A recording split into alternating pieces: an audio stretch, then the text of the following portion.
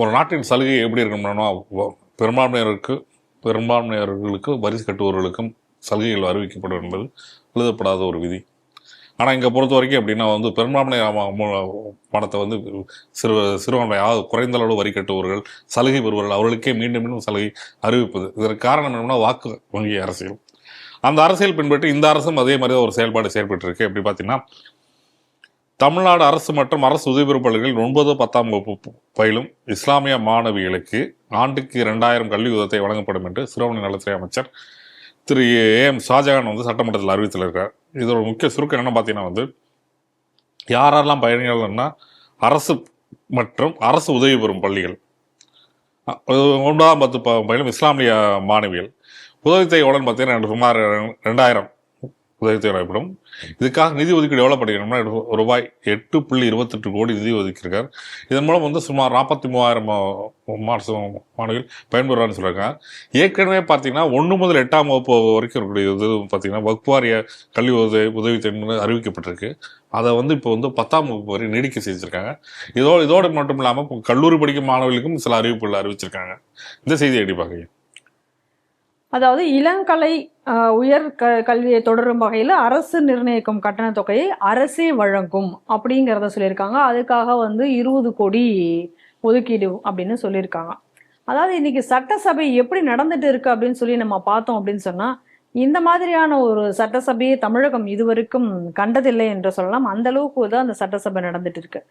நல்லா நீங்க பார்க்கலாம், இன்னைக்கு துலுக்கனுக்காக இன்னைக்கு இந்த ஷாஜகான் இவ்வளவு அறிவிப்புகளை எல்லாம் வெளியிட்டிருக்காரு. இன்னும் பல அறிவிப்புகள், அதாவது அந்த அவர்களுக்கான கட்டடங்கள், வணிக கட்டடங்கள், திருமண மண்டபங்கள் இதெல்லாம் போன்ற அதுக்காக வட்டி இல்லா கடனை அரசு வழங்கும் அப்படிங்கக்கூடிய அறிவிப்பு அதையும் சொல்லியிருக்காங்க. இது போல பல அறிவிப்புகள் இன்னைக்கு ஏற்கனவே புனரமைப்புக்கான நிதியை உயர்த்தியிருக்காங்க. சர்ச் அண்டு மாஸ்குக்கெல்லாம் புனரமைப்புக்கான நிதியை உயர்த்தியிருக்கிறார்கள். இந்த மாதிரி ஏராளமான சலுகைகளை இன்னைக்கு மானிய கோரிக்கையின் பேர்ல இன்னைக்கு அறிவிப்பு வழங்கியிருக்காங்க. இந்த மாதிரியான அறிவிப்புகள் எல்லாம் இவர்கள் சொல்லிக்கொண்டே இருக்கக்கூடிய நேரத்துல திடீர்னு பாத்தீங்கன்னா இன்னைக்கு சபையை நடத்தக்கூடிய சபாநாயகர், இன்னைக்கு சபாநாயகர் இல்லை, நம்ம எல்லாருக்கும் தெரியும் அது சட்டசபையா சுவிசேஷ சபையான்னு தெரியாத அளவுக்கு இன்னைக்கு அங்க இருக்கக்கூடிய அந்த சபாநாயகர் என்ற பெயர்ல இருக்கக்கூடிய ஜேசிடி பிரபாகரன் அதை நடத்தி கொண்டிருக்காருங்க. அதை பாக்குறோம். அவர் உண்மையிலேயே ஒரு மத போதகரா, பாதிரியாரா, இல்ல சபாநாயகர் தானா அப்படிங்கிற கேள்வி கேட்கிற அளவுக்கு தான் அவருடைய கிறிஸ்துவ பிரச்சாரம் இருக்கு என்பதை நம்ம பார்க்கிறோம். அப்படிப்பட்டவர் உடனே ஒரு கோரிக்கை, உடனே ஒண்ணு சொல்றாரு. என்ன சொல்றாரு அப்படின்னு சொன்னா, நான் ஒரு கோரிக்கை வைக்கிறேன். அதாவது இன்னைக்கு மதம் மாறியவர்களுக்கும், மதம் மாறிய வன்னியர்கள் இவங்களை போன்றவர்களுக்கும் அவங்களையும் பிற்படுத்தப்பட்டோர் சலுகைக்குள்ளார அவங்களையும் வரம்புக்குள்ளார கொண்டு வரக்கூடிய ஒரு கோரிக்கையை நான் முதல் விஜயிடம் வைக்கிறேன் அப்படின்னு சொல்லி உடனே அவர் கேட்கிறார்.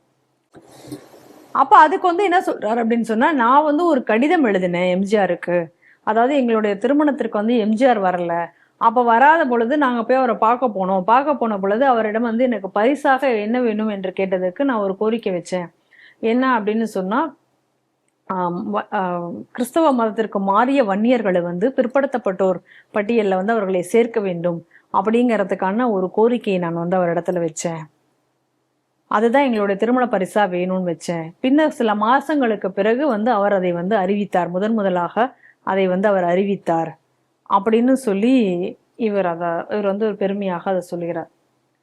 அப்ப இன்னைக்கு துலுக்கனுக்கு பேசுறதுக்கு ஷாஜகான் என்னென்ன கோரிக்கைகள் வைக்கலாம். இன்னொரு பக்கம் கிறிஸ்தவனுக்கு பேசுவதற்காக சபாநாயகரே களம் இறங்குகிறார். அதை பார்க்கிறோம். அது தவிர நிறைய பேர் இருக்காங்க, நாங்க எல்லாம் கிறிஸ்தவர்கள் தான் அப்படின்னு சொல்லி அங்க அது சுவிசேஷ சபையாகவே அங்க மாத்தி நடந்துட்டு இருக்காங்க. ஜபமாலை எடுத்துட்டு போறது என்ன, அங்க பைபிள் வசனங்கள் பேசுறது என்னன்னு இதுதான் நடந்துட்டு இருக்கு. நம்ம அதை பார்க்கிறோம். பைபிள் மொழியில் தான் நான் பேசுவேன், அதெல்லாம் நம்ம பார்த்தாச்சு.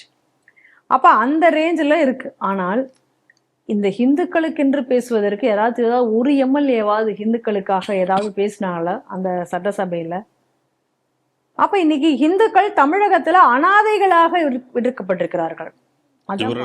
மானியம், நமக்கெல்லாம் விலைப்பட்டியல். ஏன்னா இப்ப உடனே இந்த பக்கம் பாத்தீங்க அப்படின்னு சொன்னா, அதாவது பிரசாதம் என்பதற்கான அர்த்தமே என்ன அப்படின்னு சொன்னா, அது இறைவனுக்கு படைக்கப்பட்டு அந்த அமுதை எல்லாருக்கும் வழங்க வேண்டும் என்பதுதான் பிரசாதமே.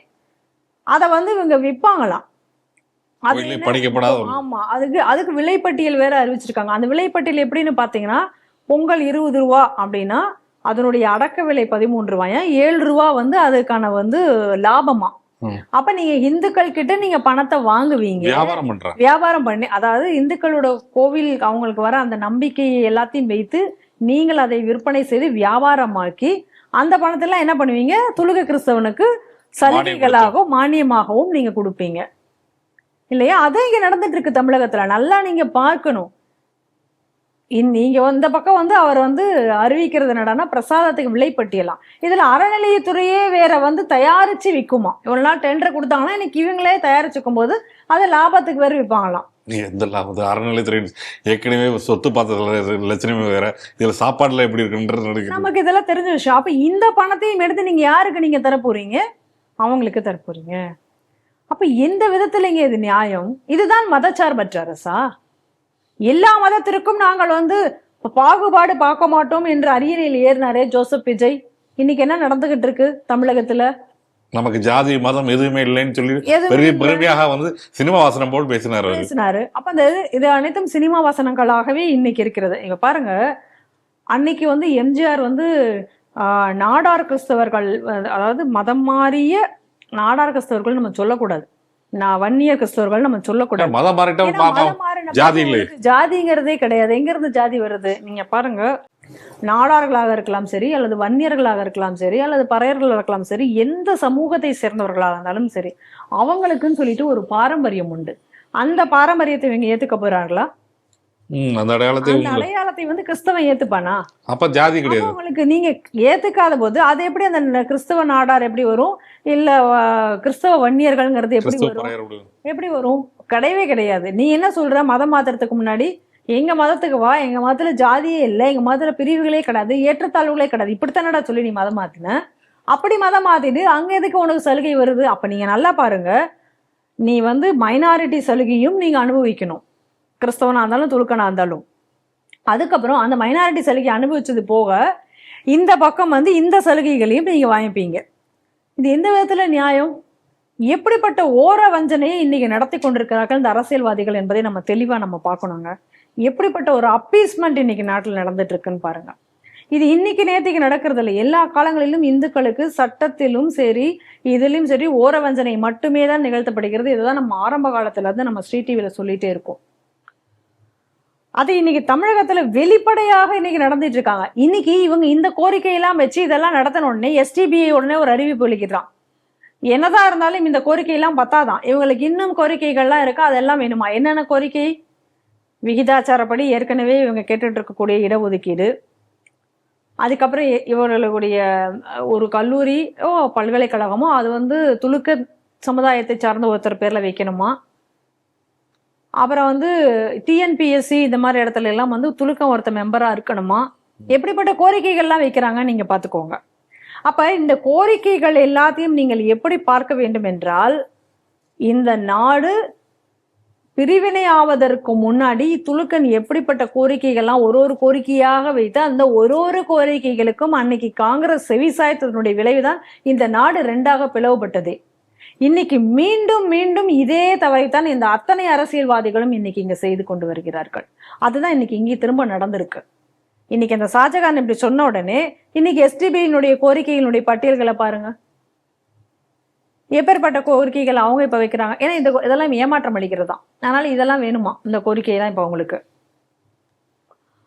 அப்ப இன்னைக்கு இந்துக்கள் அனாதைகளாக பட்டிருக்காங்க. அதாவது தங்களுடைய சொந்த நாட்டிலேயே பெரும்பான்மையர்களாக இருந்தும் கூட இன்னைக்கு அனாதைகளாக ஆக்கப்பட்டிருக்கிறார்கள். ஏன்னா இன்னைக்கு சட்டசபையிலையும் சரி எங்கும் சரி இந்துக்களுக்காக பேசுவதற்கு யாரும் இல்லை. இதை தான் நம்ம தெளிவா நம்ம புரிஞ்சுக்கணும். எல்லாரும் இந்த இந்துக்கள் தான் நல்லா நீங்க யோசிச்சுக்கணும். இந்த ஜோசப் விஜய்னு சொல்லிட்டு ஆரம்பத்துல விஜய் சினிமா படத்துல அரசியலுக்குன்னு வந்த உடனே எல்லா பேனர்கள் எல்லா இடத்துலயும் ஜோசப் விஜய். அப்பயே டிஃபரன்ஸை நீங்க உணர்ந்திருக்கணும். ஆனா அப்பயும் இந்த இந்துக்கள் உணரல. நாங்க ஆட்சி மாற்றத்தை கொண்டு போறோம், விஜய் நான் வந்தா எல்லாமே செஞ்சிருவாரு அப்படின்னு சொல்லி எல்லாரும் போய் ஓட்டு போட்டீங்க.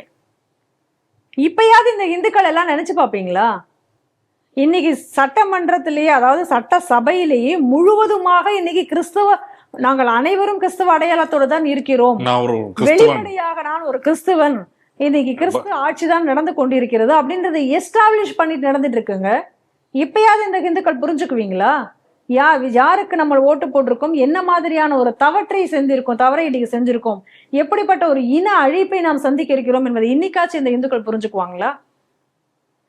எப்படிப்பட்ட அறிவிப்புகள் இன்னைக்கு வந்திருக்கின்றன அதை பாத்தீங்களா? இன்னைக்கு எப்படிப்பட்ட கோரிக்கைகள் வருது. அப்ப நீங்க எல்லா பக்கமும் நீங்க சலுகைகள் பெறலாம். அப்போ ஒருத்தனுக்கு மதம் மாற்றுவதற்காக அவனை புஷ் பண்றது.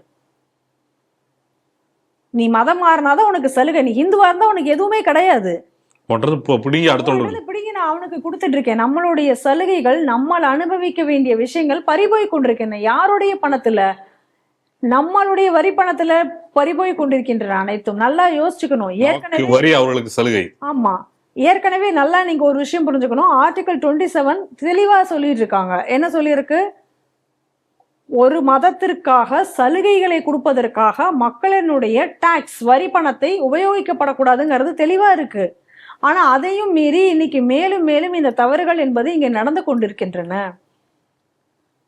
காரணம், நம்ம எல்லாரும் வாய் மூடிக்கொண்டு மௌனமாக செல்வதுதான். இதே வேலையைதான் கர்நாடகால சித்தராமையா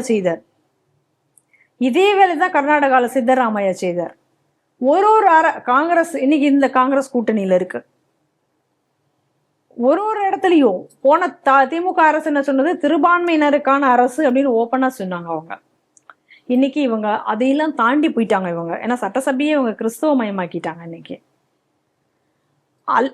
இதுக்கப்புறம் முக்கியமா நம்ம சில விஷயங்களை நம்ம இந்த இடத்துல பார்க்கணும். இதெல்லாம் நம்ம கடந்து சென்றதனுடைய விளைவு தான் இன்னைக்கு இந்த இடத்துல நிக்கிறோம்.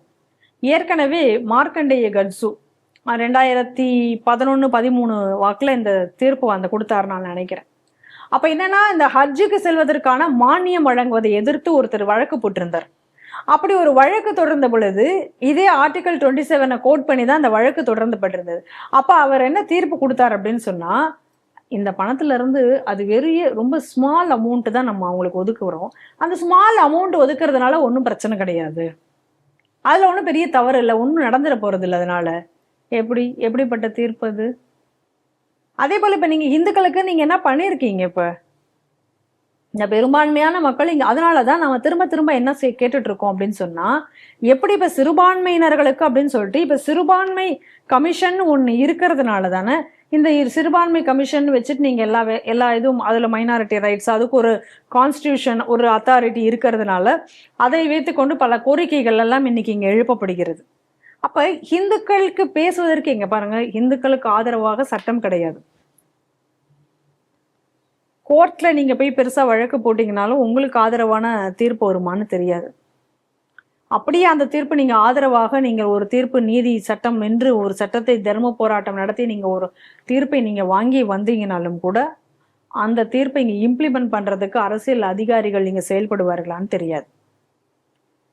அப்ப இதை எல்லாம் தாண்டி ஒருத்தன் இந்துவாகவே வாழணும் அப்படின்னு சொன்னா எந்த உரிமையும் அவனுக்கு கிடையாது. இன்னைக்கு நான் இந்த இதுலயே நான் ஜாதியிலேயே இருக்கணும் அப்படின்னு சொன்னா எனக்கு அந்த ரைட்ஸ் எனக்கு கிடைக்காது. ஆனா அதே நான் வேற ஒரு மதத்துக்கு நான் மாறினேன்னா எனக்கு அந்த ரைட்ஸ் எல்லாமே கிடைக்கும். அப்படின்னா எப்படிப்பட்ட ஒரு சூழ்நிலையில இன்னைக்கு ஹிந்து தள்ளப்பட்டிருக்கிறான் என்று நீங்க பாருங்க. ஒன்னா நீ எந்த ஒரு சலுகையும் இல்லாம நீ கஷ்டப்படு இந்துவா இருக்கணும்னா, இல்ல நீ எல்லா சலுகைகளும் உனக்கு வேணும், இந்த நாட்டினுடைய எல்லா விஷயத்தையும் நீ அனுபவிக்கணும் அப்படின்னா நீ மதம் மாறணும். அப்படிங்கிற ஒரு ஆப்ஷன்ல கொண்டு வந்து இன்னைக்கு தள்ளியிருக்கார்கள். அப்ப இன்னைக்கு இந்த அறிவிப்புகள் என்பது ரொம்ப வெளிப்படையாக இன்னைக்கு தெரிகிறது இந்த அரசாங்கம் எந்த பாதையில் சென்று கொண்டிருக்கிறது என்பதை. நம்ம ஏற்கனவே ஆரம்பத்துல இருந்து நம்ம சொல்லிட்டு இருக்கோம், திமுகவுக்கும் சரி தாவேகாவுக்கும் சரி பெரிய வித்தியாசம் கிடையாது. தாவேகா என்பது திமுகவினுடைய வெர்ஷன் 2 ஆகத்தான் செயல்படுகிறது அப்படிங்கிறத நம்ம பார்க்கிறோம். அப்ப அதனுடைய ஒரு கோணத்துல நம்ம இன்னைக்கு பார்த்தோம் அப்படி சொன்னா, இன்னைக்கு இந்த தாவேகா அரசு என்பது ஒரு பக்கம் கிறிஸ்துவ மயமாகி கொண்டு வருகிறது, எல்லாத்தையும் கிறிஸ்துவ மயமாக்கி பார்க்கிறது வேகமாக. அதே நேரத்துல இன்னொரு பக்கம் நமக்கு இந்த துலுக்கனுடைய ஆதரவும் தேவை என்பதனால இந்த பக்கம் இருக்கக்கூடிய விஷயங்களுக்கும் இவர்கள் சலுகை செய்து இந்துக்களை அனாதைகளாக விட்டிருக்கிறார்கள் அப்படிங்கிறத தான் நம்ம இந்த செய்தியில நம்ம ரொம்ப தெளிவாக நமக்கு தெரிகிறது. இனியாவது இந்துக்களினுடைய நலனுக்காக, இந்துக்களினுடைய விஷயங்களுக்காக செயல்படக்கூடிய ஒரு அரசை இந்து வாக்கு வங்கி என்று ஒன்று உருவாக்கி தேர்ந்தெடுப்பார்களா? அப்படி தேர்ந்தெடுத்தால்தான் இந்த இந்து இன அழிப்பு என்பதை தவிர்க்க முடியும். இல்லைன்னா இது நிச்சயமாக தவிர்க்க முடியாததாக ஆகிவிடும். இன்னைக்கு இவர்கள் வைத்திருக்கக்கூடிய கோரிக்கைகள் என்பது, அதாவது இன்னைக்கு வைத்திருக்கக்கூடிய இந்த சலுகைகள் என்பது மிகவும் ஒரு அபாயகரமானதாகத்தான் நான் பார்க்கிறேன். இவர்களுடைய போக்கு ஒரு சரியான போக்கு அல்ல. இது முழுவதுமாக சட்டவிரோதமான ஒரு போக்கு. அன்னைக்கு எம்ஜிஆர் அதை செஞ்சார் அப்படின்னு சொல்லியிருக்காரு அப்படின்னு ஒரு குறிப்பிடர். அப்படி எம்ஜிஆர் செஞ்சிருந்தாலும் அது சட்டவிரோதம் தான் சொல்றேன். ஒரு மதத்தின் பெயரால எந்த சலுகைகளும் எப்படி ஒரு மதத்திற்கானதை செய்ய முடியாதுங்கிறத நம்ம கான்ஸ்டிடியூஷன் ரொம்ப தெளிவாக சொல்லி, இது ஒரு மதச்சார்பற்ற நாடு என்றெல்லாம் நீங்கள் சொல்லி கொண்டிருக்கும் பொழுது எப்படி ஒரு மதத்துக்கு சார்பாக நீங்க சலுகைகள் கேட்கிறீங்க, எப்படி ஒரு மத சார்பாக நீங்க சலுகைகள் தருகிறீர்கள் அப்படிங்கிறது ஒரு மிகப்பெரிய ஒரு முரணான ஒரு விஷயமாக இருக்கிறது. நம்ம நாட்டில் பல விஷயங்கள் முரணாக இருக்கக்கூடியது போல இதுவும் ஒரு முரணாக இருக்கிறது. ஆனால் இவை அனைத்துமே இந்து இன அழிப்பிற்கான விஷயமாகத்தான் பார்க்க வேண்டும். இனியாவது இந்துக்கள் திறந்த வேண்டும்.